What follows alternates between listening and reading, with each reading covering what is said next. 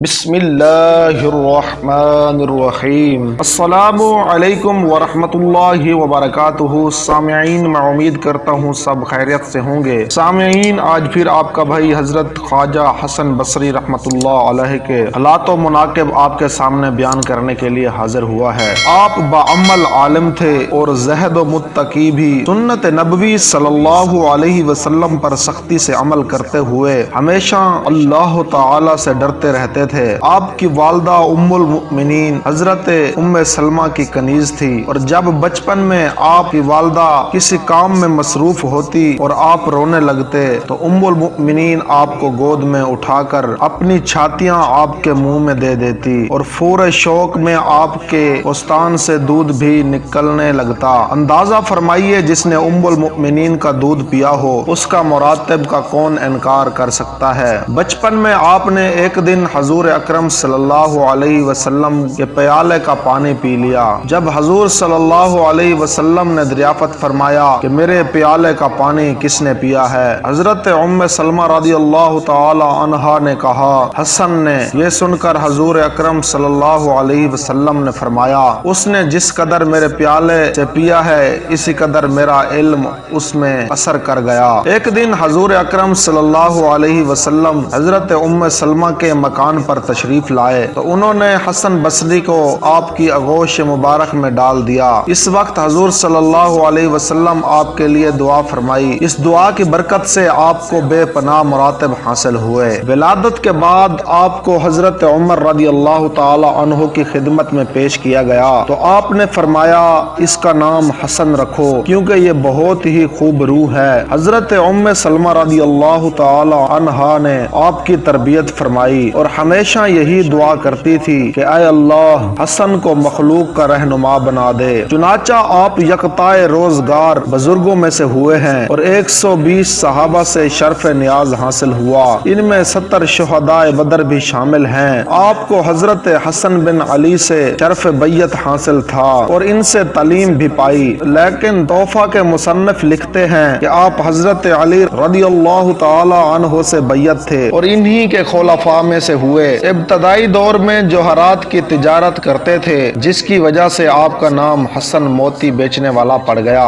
ایک مرتبہ تجارت کی نیت سے روم گئے اور جب وہاں کے وزیر کے پاس بغرض ملاقات پہنچے تو وہ کہیں جانے کی تیاری کر رہا تھا۔ اس نے پوچھا، کیا آپ بھی میرے ساتھ چلیں گے؟ فرمایا، ہاں۔ چنانچہ دونوں گھوڑوں پر سوار ہو کر جنگل میں جا پہنچے۔ وہاں آپ نے دیکھا کہ رومی ریشم کا ایک بہت ہی شاندار خیمہ نصب ہے اور اس کے چاروں طرف مسلح افواج طواف کر کے واپس جا رہے ہیں۔ پھر علماء اور بحشمت لوگ وہاں پہنچے اور خیمہ کے قریب کچھ کہہ کر رخصت ہو گئے۔ پھر حکماء، دمیر، منشی وغیرہ پہنچے اور کچھ کہہ کر چل دیے۔ پھر خوبروں، کنیزیں، زر و جوہر کے تھال سر پر رکھے ہوئے آئیں اور وہ بھی اسی طرح کچھ کہہ کر چلی گئی۔ پھر بادشاہ اور وزیر بھی کچھ کہہ کر واپس ہو گئے۔ آپ نے حیرت زدہ ہو کر جب وزیر سے واقعہ معلوم کیا تو اس نے بتایا کہ بادشاہ کا ایک خوبصورت بہادر جوان بیٹا مر گیا تھا اور وہی اس خیمے میں دفن ہے۔ چنانچہ آج کی طرح ہر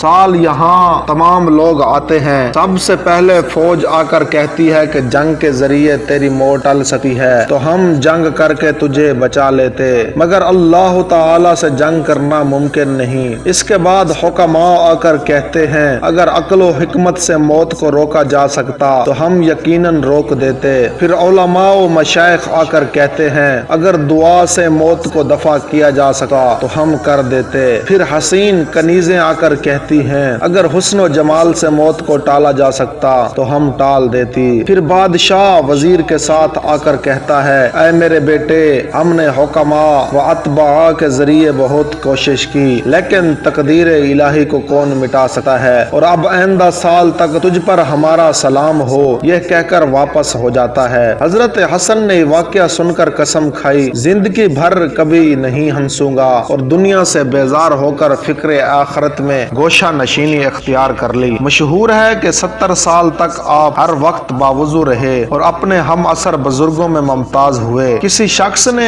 ایک بزرگ سے دریافت کیا کہ حسن بصری ہم سے زیادہ افضل کیوں ہیں؟ انہوں نے جواب دیا کہ حسن کے علم کی ہر فرد کو ضرورت ہے ہے اور اس کو سوائے خدا کے کسی کی حاجت نہیں۔ ہفتے میں ایک مرتبہ آپ واز کہا کرتے تھے، مگر جب تک حضرت رابعہ بصری شریک نہ ہوتی تو واز نہیں کہتے۔ لوگوں نے عرض کیا کہ آپ کے واز میں تو بڑے بڑے بزرگ حاضر ہوتے ہیں، پھر آپ صرف ایک بوڑھی عورت کے نہ ہونے سے واز کیوں ترک کر دیتے ہیں؟ فرمایا کہ ہاتھی کے برتن کا شربت چونٹیوں کے برتن میں کیسے سما سکتا ہے؟ اور جب آپ کو دوران واز جوش آ جاتا تو رابعہ بصری سے فرماتے ہیں کہ یہ تمہارے ہی جوش و گرمی کا اثر ہے۔ ایک مرتبہ لوگوں نے سوال کیا کہ آپ اپنے واز میں کثیر لوگوں کے اجتماع سے خوش ہوتے ہیں؟ فرمایا میں تو اس وقت مسرور ہوتا ہوں جب کوئی عشق الہی میں دل جلا آ جاتا ہے۔ کسی نے سوال کیا اسلام کیا ہے اور مسلمان کس کو کہتے ہیں؟ فرمایا کہ کتاب میں ہے، اور مسلمان جب آپ سے دین کی اساس کے متعلق سوال کیا گیا تو فرمایا تقوی دین کی اساس ہے اور لالچ تقوی کو ضائع کر دیتا ہے۔ پوچھا گیا کہ جنت عدن کا کیا مفہوم ہے، اس میں کون داخل ہوگا؟ فرمایا گیا کہ اس میں سونے کے محلات ہیں، سوائے نبی کریم صلی اللہ علیہ وسلم کے، صدیقین، شہداء، عادل بادشاہ اور دیگر انبیاء کرام کے کوئی داخل نہیں ہو سکا۔ سوال کیا گیا روحانی کسی دوسرے کا علاج کر سکتا ہے؟ فرمایا اس وقت تک نہیں جب تک خود اپنا علاج نہ کر لے، کیونکہ جو خود ہی راستہ بھولے ہوئے ہوں وہ دوسروں کی رابری کیسے کر سکتے ہیں؟ فرمایا کہ میرا واز سنتے رہو، تمہیں فائدہ پہنچے گا، لیکن میری بے عملی تمہارے لیے ضرر رساں نہیں۔ لوگوں نے عرض کیا ہمارا قلوب تو سوئے ہوئے ہیں اور ان پر آپ کا واز کیا اثر انداز ہوگا؟ فرمایا کہ خوابیدہ قلوب کو تو بیدار کیا جا سکتا ہے، البتہ مردہ دلوں کو بیداری ممکن نہیں۔ لوگوں نے عرض کیا کہ بعض جماعتوں کے اقوال ہمارے قلوب میں خوف و خشیت پیدا کر دیتے ہیں۔ فرمایا تم دنیا میں ڈرانے والے ہی کی صحبت اختیار کرو تاکہ روز حشر رحمت خداوندی تم سے قریب تر ہو۔ لوگوں نے عرض کیا بعض حضرات آپ کا واز بعض اس لیے یاد کرتے ہیں تاکہ اعتراض کر سکیں۔ فرمایا کہ میں صرف قرب الہی اور جنت کا خواہش مند رہتا ہوں، کیونکہ نکتہ چینیوں سے تو اللہ تعالی کی ذات بھی مبرا نہیں، اسی لیے میں لوگوں سے ہرگز یہ توقع نہیں رکھتا کہ وہ مجھے برا بلا نہ کہیں۔ عرض کیا کہ بعض افراد کا یہ خیال ہے کہ دوسروں کو نصیحت اسی وقت کرنی چاہیے جب خود بھی تمام برائیوں سے پاک ہو جائیں۔ فرمایا کہ ابلیس تو یہی چاہتا ہے اور امر و نواہی کا سدباب ہو جائے۔ لوگوں نے پوچھا کیا مسلمان کو بغض و حسد کرنا جائز ہے؟ فرمایا کہ برادران یوسف کا واقعہ کیا تمہارے علم میں نہیں؟ بغض و حسد کی وجہ سے انہیں کیا کیا نقصان پہنچا، البتہ حسد میں رنج و غم تو پہلو ہو تو کوئی حرج نہیں۔ آپ کے ایک ارادت مند کی یہ کیفیت تھی کہ آیات قرآنی سن کر بے ہوش ہو جاتا تھا۔ آپ نے فرمایا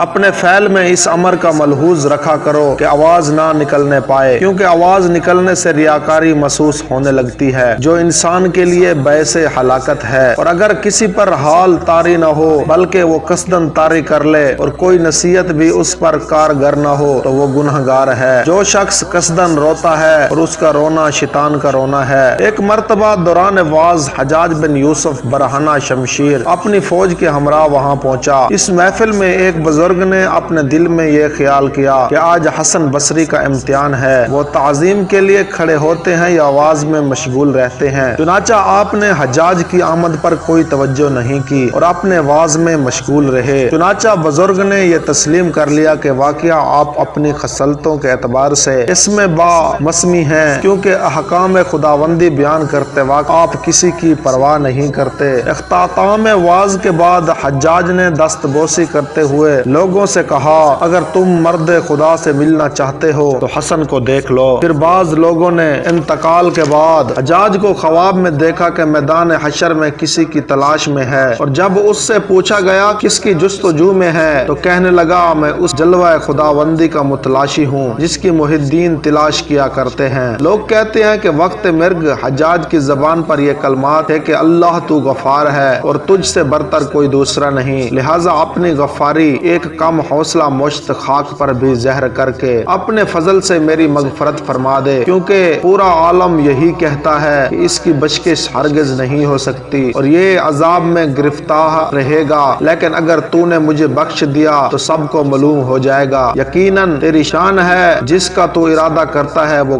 ہے۔ جب حسن بصری نے یہ واقعہ سنا تو فرمایا کہ یہ بد خصلت طول آخرت بھی اپنی مرضی سے کرنا چاہتا ہے۔ دوستو اس واقعے کا یہیں پر اختتام ہوا، ملتے ہیں حصہ نمبر 2 میں. تب تک کے لیے اللہ حافظ. دعاؤں میں یاد رکھیے گا. اگر کوئی بھائی ہمارے چینل پر نہیں ہوا تو چینل لازمی سبسکرائب اور ساتھ ہی بیل آئیکن کا بٹن دبا دیجیے. والسلام.